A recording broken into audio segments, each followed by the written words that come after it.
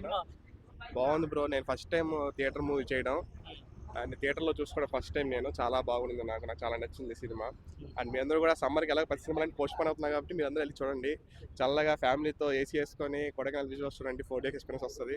Yeah, thank you అండి. Pure మీరు content next వచ్చే ఉంటుంది. పెద్ద వాటిలో కూడా ఉన్నారండి నిజమే. పెద్దిలో ఉన్నాను కానీ థియేటర్లో ఉన్నాను, యూట్యూబ్లో ఉంటాను.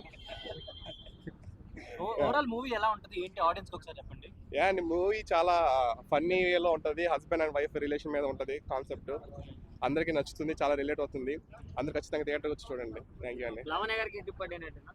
లవణ్య గారికి హిట్ పడినట్టేనా? యా అండి, లవణ్య గారు చాలా క్యాప్చర్తో చేశారు. ఫ్యామిలీ వాళ్ళ హస్బెండ్ వైఫ్ క్యారెక్టర్ కూడా తగ్గట్టే ఉంటుంది. సో హస్బెండ్కి వైఫ్కి మధ్య ఉండే గొడవలు ఎలా సార్ట్అవుట్ చేసుకోవచ్చు, సో ఇలాంటి థింగ్స్ ఉంటాయి సినిమాలో.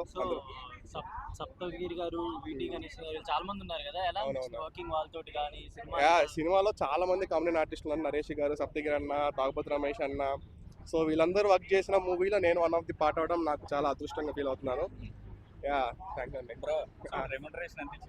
రెమ్యునరేషన్ ఆయన చెప్పకూడదు, సీక్రెట్. ఓవరాల్ ఫ్యామిలీ ఆడియన్స్ కి నచ్చుతుంది ఈ సినిమా అంటే సమ్మర్ సీజన్ కదా.